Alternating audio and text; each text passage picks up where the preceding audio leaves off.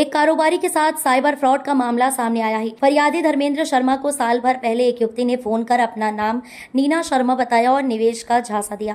युवती ने नियम विनियम प्राइवेट कैपिटल प्राइवेट लिमिटेड नामक कंपनी की वेबसाइट का हवाला देते हुए कहा कि वहां पैसे लगाने पर दुगना तिगुना मुनाफा मिलेगा और रकम सीधे वेबसाइट से निकाली जा सकेगी। दरअसल शुरुआत में संदेह होने पर भी जब धर्मेंद्र ने छोटी राशि निवेश की तो वेबसाइट पर उसका अमाउंट बढ़ता दिखा और वह पैसा निकालने में सफल रहा। इस पर उसका विश्वास बढ़ गया और उसने लगातार निवेश करना शुरू कर दिया। कुछ समय बाद जब उसने लगभग 11,65,000 रुपए निवेश कर दिए और रकम निकालने की कोशिश की तो वेबसाइट से पैसे नहीं निकले।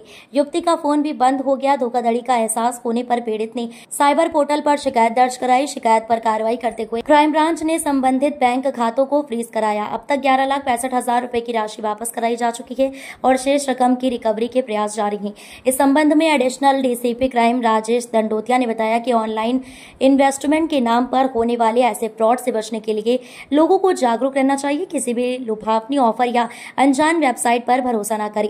यदि निवेश करना है तो केवल अधिकृत व ऑफिशियल पोर्टल पर ही करें और उसकी पूरी तरह जांच परख कर लें।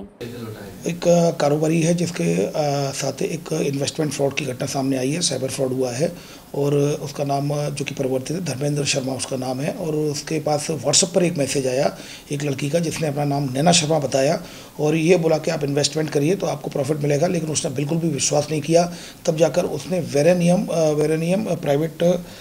कैपिटल प्राइवेट लिमिटेड के कंपनी का नाम बताया और आप अगर पैसा लगाएंगे तो आपको प्रॉफिट मिलेगा। आपको खुद को ही जो वेबसाइट पर जाना होगा और वेबसाइट पर आपको खुद को ही पैसा लगाना है। हमारा कोई रोल नहीं रहेगा और आप जब पैसा निकालेंगे तो आपको पैसा बढ़ता हुआ भी दिखाई देगा और निकलेगा भी।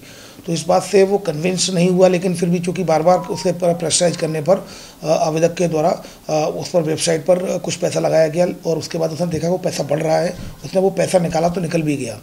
तो धीरे धीरे उसको विश्वास हो गया कि इसमें पैसा बढ़ता है और फिर वो इन्वेस्टमेंट करता रहा, लगातार इन्वेस्टमेंट करता रहा और जब कुल जो रकम हो गई इसकी 54 लाख, तब उसको लगा कि अब मैं इसको निकालूं। जैसे ही वो निकालने के लिए गया तो फिर वो निकले नहीं और फिर उसने कांटेक्ट करने की कोशिश की नैना शर्मा से, तो मोबाइल उसका बंद था। तो उसकी समझ में आके फ्रॉड हो गया है। तो साइबर फ्रॉड की यहाँ पर एनसीआरबी पोर्टल 1930 पर कंप्लेंट रजिस्टर कराई जाकर सारे अकाउंट्स को ब्लॉक कराया गया जिसमें अकाउंट में पैसे गए थे और उसमें अभी कल तक की स्थिति में कुल मिलाकर 11,65,000 रुपये इसके वापस करा दिए गए हैं फरियादी के माननीय न्यायालय के माध्यम से। और इसमें लगातार जो अकाउंट्स फ्रीज कराए गए हैं उनसे जो उसके जो पैसा गया है उसको रिकवरी के प्रयास लगातार जारी रहेंगे।